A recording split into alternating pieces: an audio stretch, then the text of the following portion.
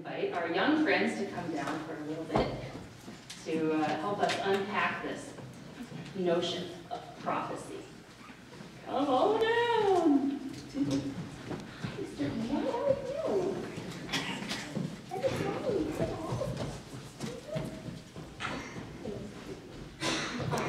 Hi, Cassidy. Oh, love to see. Oh, Char. Hi, Charlie. All right. Well, we've been talking a little bit about a prophecy already, so you guys have heard a little bit about this, but it's a little bit of a strange word, and the reason, like I was just explaining, it's kind of a strange word because it has different meanings today than it used to have, and when people use it today, sometimes they're talking about a prediction, like they're trying to tell the future. If you make a prophecy right now, you're trying to tell the future. So, does anybody want to make a quick prophecy about your future? Anybody have a prophecy about your future today? Today we are going to...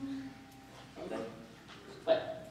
Today we are going to the Lion King show. Today we are going to the Lion King show. Okay, good. Morgan's just made a prophecy about her day, a prediction about something that is probably going to come true. Good.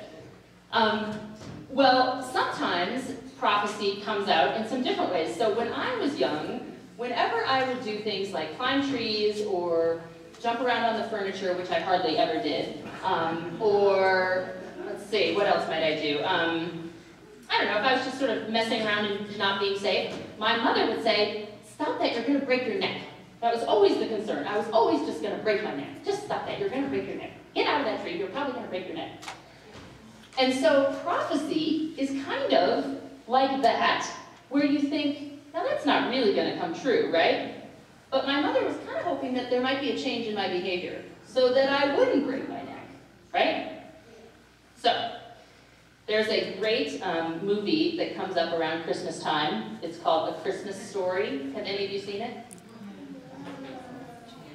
It's not the best Christmas pageant ever. It's called A Christmas Story, and it's about this boy who really, really, really wants a Red Ryder BB gun. Exactly. Cassidy just told us exactly how it goes. That's right. The mother is always saying, you'll shoot your eye out, which is why they're not going to get him, supposedly they're not going to get him the gun, right? The BB gun. Because of the fear that he's going to shoot his eye out. So, the job of the prophet is to name things that they see and hope that that might make a difference in behavior. So when this little boy does get the BB gun, if he does, not that I want to ruin the story, if he does get the BB gun, he's pretty aware of this whole idea of eyes, right? And faces and where to point a gun or any of that stuff, right? Just like I became more aware when I was in the tree about trying very hard not to break my neck. Good. Well, the prophets in ancient Israel sometimes said things on behalf of God, and they weren't predicting that that bad things were going to happen, just like my mom wasn't predicting that I was going to break my neck. But they would say things because that was a way for them to try and get people to think differently and to act a little bit differently. Because the job of the prophet is to help the people see the world through God's eyes. Can you say that with me? The job of the prophet is to help the people see the world through God's eyes. That's right. So what could we be doing better? And how could we be loving each other more? And how could we be respecting each other more? And how could we be honoring God more? And how could we be praying more and really being thankful more and expressing our gratitude? How can we do all those things in our life? So prophecy is not something that's going to happen in the future. It's not a prediction. It's about how what we're doing right now could be different. So, does anybody else want to make a prophecy about their life or anything before we close? Any prophecies among us? No? Any of you all want to make a prophecy? If we don't. All right. I don't want to make one either. All right, let's have a prayer.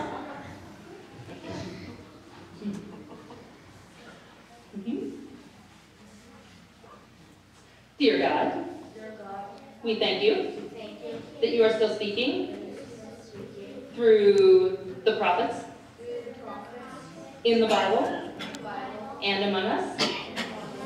Help us to be people who change our behaviors in love of you. Amen. Very nice. And you may be seated. And I think, if you would like, we might go downstairs with some left good time. Yes, it does. Right. Rudy and Gabby and Jeff taking all of our fine friends home together.